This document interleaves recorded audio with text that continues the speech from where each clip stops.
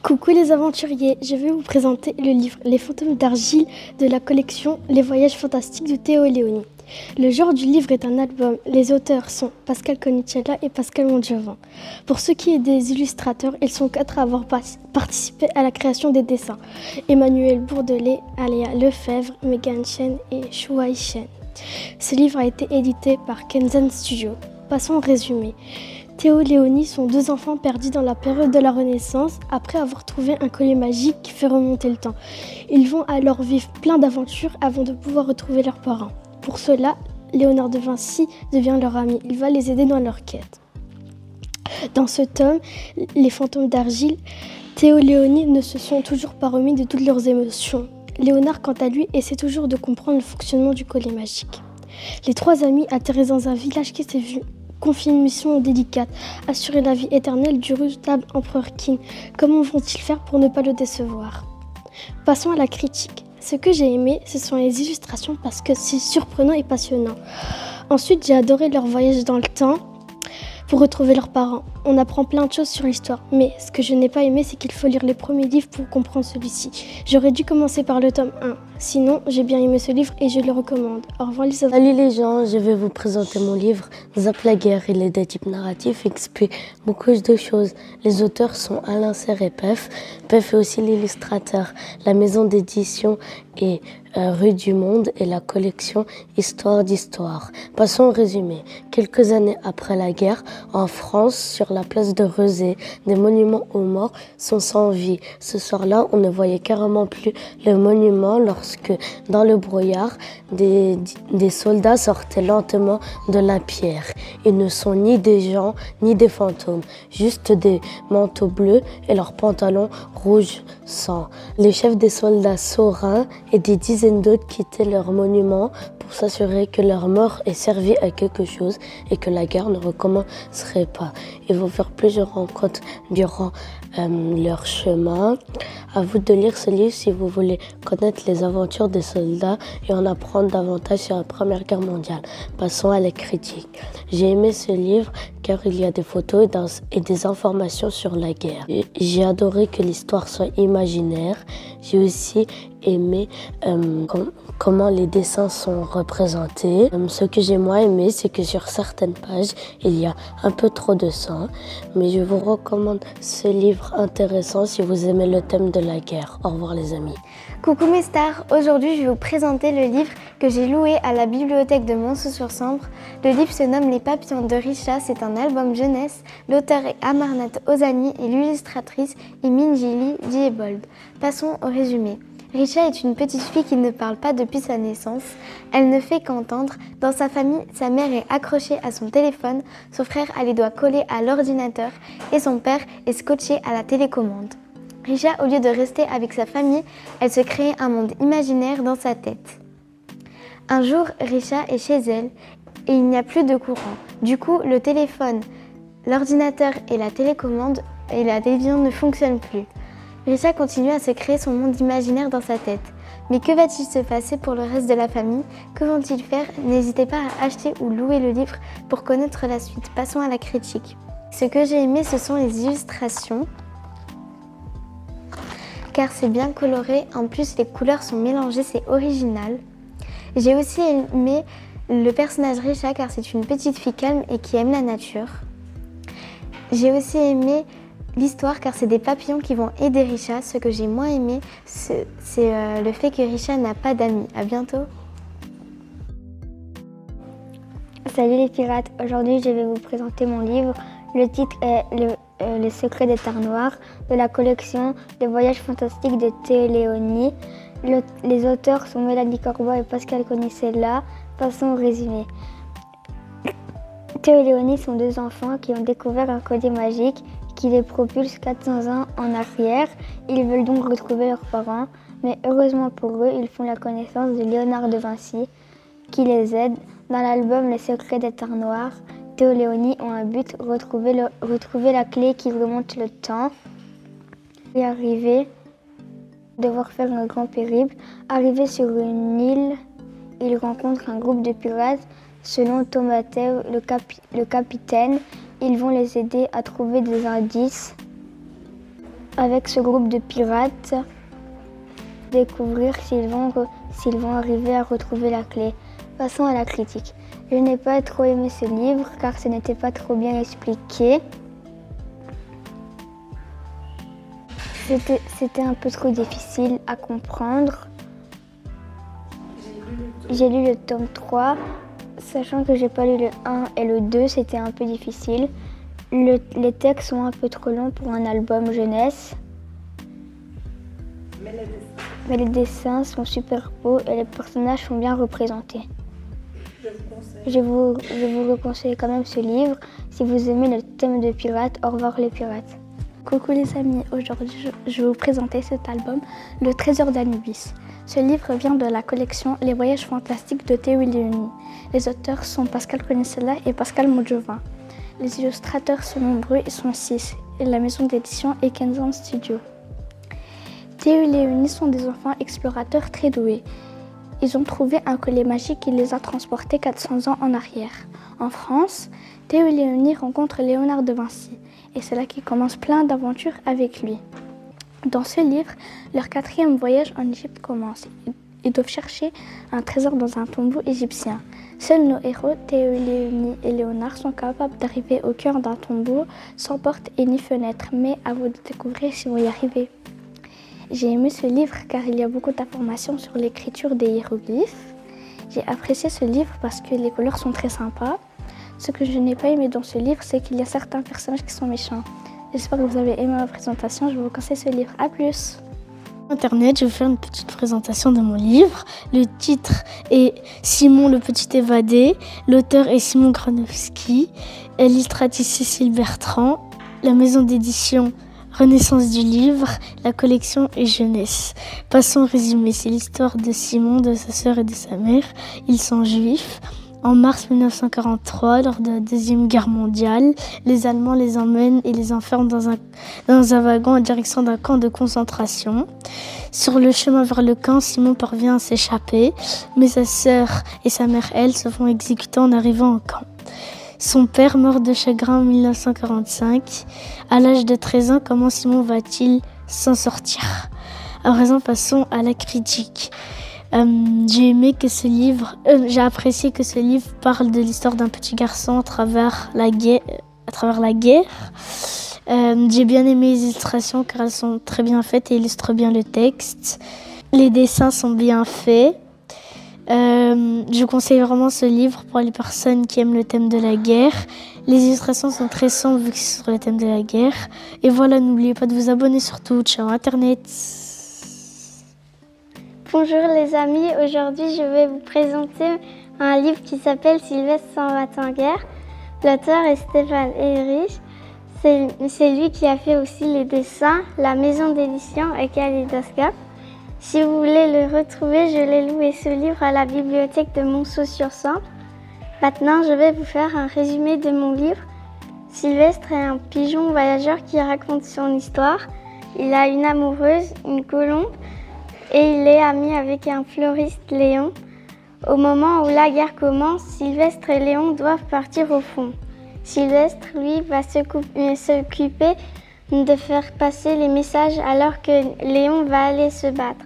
Durant tout le livre, nous suivons les aventures de Sylvestre et Léon durant la guerre qui leur paraît longue. Ce n'est pas tous les jours facile dans les tranchées. Un jour, Léon se blesse. Sylvestre veut l'aider, mais va-t-il y arriver? J'ai aimé ce livre car les illustrations sont bien dessinées. Elles ont toutes été faites à la main. On voit encore les coups de crayon.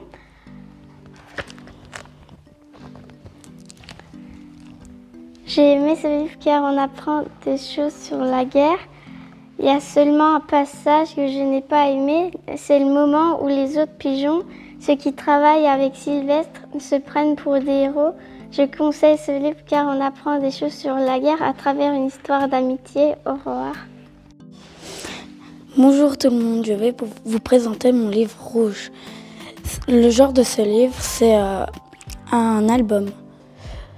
L'auteur, c'est Jean de Kinder et aussi lui l'illustrateur. La maison d'édition, c'est Didier Jeunesse. Passons au résumé.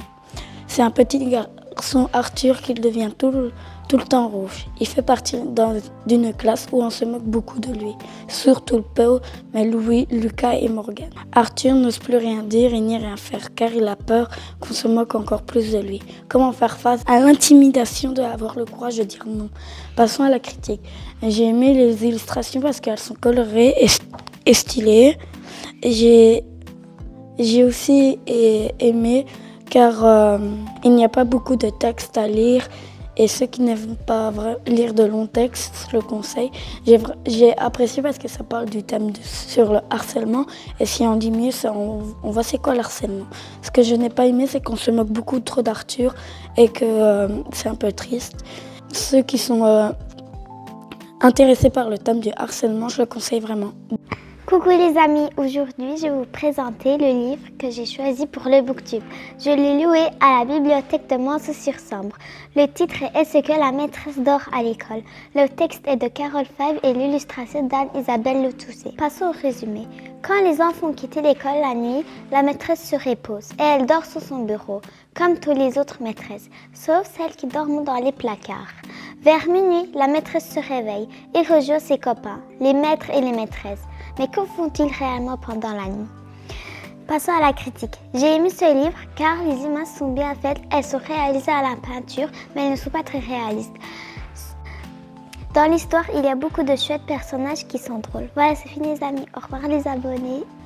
Salut les monos, aujourd'hui je vais vous présenter La Bande des monos. C'est un album jeunesse qui est narratif et dialogué. L'auteur est Udo Weg et l'illustratrice est Julia Kukova. La maison d'édition Nord-Sud. Passons au résumé. C'est l'histoire d'un petit mono qui s'appelle Cookie et il veut à tout prix rentrer dans la bande des grands monos. Malheureusement, personne ne veut de lui, car il est trop petit. Cookie va alors les regarder voler de la nourriture, et puis les monos vont embêter le chat. Alors Cookie va se lier avec le chat pour essayer de rentrer dans la bande. Mais le chat a une autre idée derrière la tête, manger les moineaux, et Cookie va-t-il réussir à sauver la bande et à survivre au chat? Passons à la critique. J'ai aimé le personnage principal car il est mignon et attachant. J'ai aimé les illustrations, elles sont belles et originales. Ce que je n'ai pas aimé, c'est la longueur du livre et qu'il y a beaucoup de pages.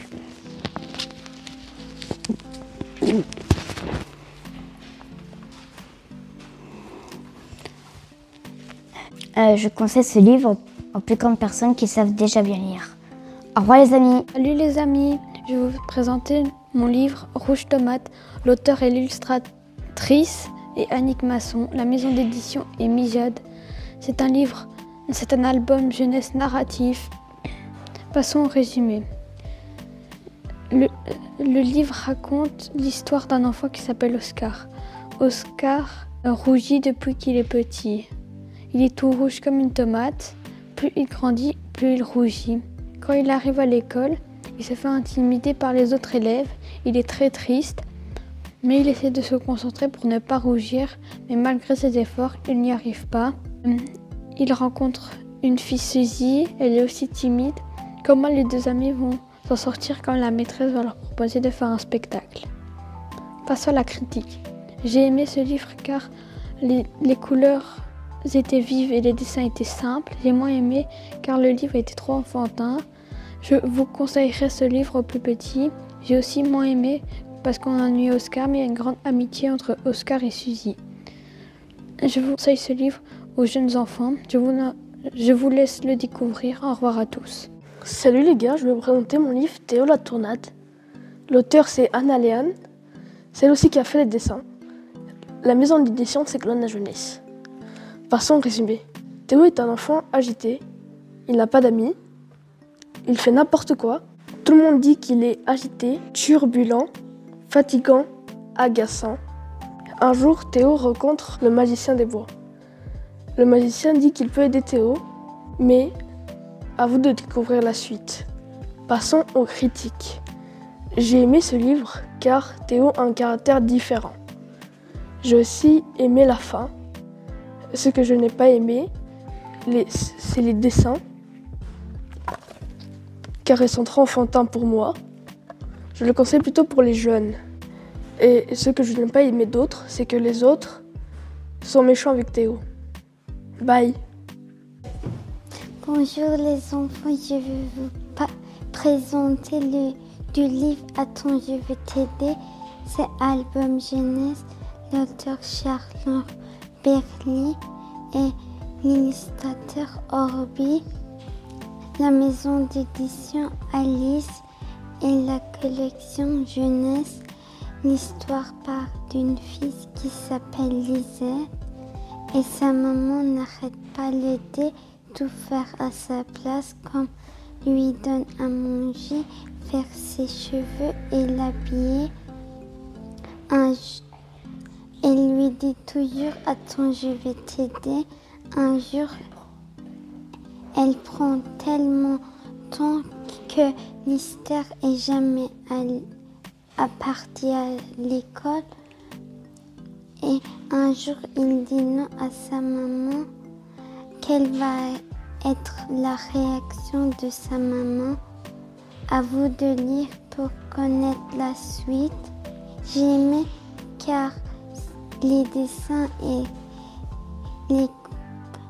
les couleurs sont belles. J'ai trouvé le livre plutôt des plus petites. C'est court et simple. Je conseille de lire qui apprennent de automne. Au revoir. Salut les gens, aujourd'hui je vais vous présenter mon livre Pipo Chien de Gare. L'auteur de ce livre est Sandrine Place et l'illustrateur est Marie de Salle. La maison d'édition de ce livre est Renaissance du livre et la collection est Patrimoine Jeunesse. C'est l'histoire de Pipo, un chien qui vivait paisiblement dans une ferme jusqu'au jour où la ferme se fait bombarder par les Allemands en 1914. Ce propriétaire part se réfugier en France et le laisse tout seul sous les débris. Il fait alors la connaissance de René, un soldat. Ils vivent plein d'aventures et défendent notre cher pays. Ils y sont confrontés à toutes les atrocités de la guerre, comme les attaques au gaz, les bombardements et le manque de nourriture. Et René se fait même amputer d'un bras, mais leur amitié reste très forte. À vous de lire ce magnifique livre pour découvrir la suite de leur périple difficile face aux Allemands. Passons à la critique. J'ai aimé ce livre car j'ai appris beaucoup de choses sur le thème de la guerre. J'ai aussi aimé l'amitié entre les deux personnages, même s'ils avaient des problèmes, leur amitié restait très forte. Par contre, j'ai moins aimé qu'il n'y ait pas beaucoup de texte. Madame m'a même donné des documents supplémentaires sur ce livre. Bref, je conseille ce livre aux plus grands car il parle du thème de la guerre. Au revoir les soldats. Coucou les petits loups, aujourd'hui je vais vous présenter mon livre Le jour où je suis devenue plus méchante que le loup. L'auteur c'est Amélie Javot et l'illustrateur Annick Masson.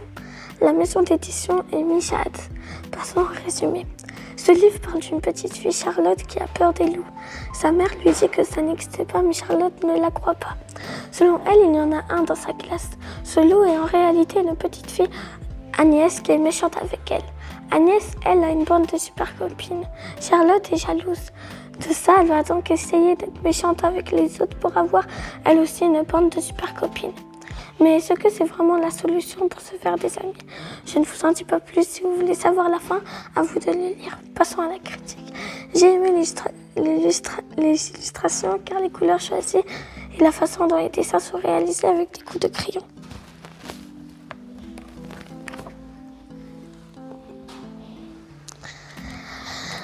Je trouve aussi que le livre est bien fait sur le thème du harcèlement. Le livre est bien écrit. J'ai aimé le personnage principal car au début elle est gentille.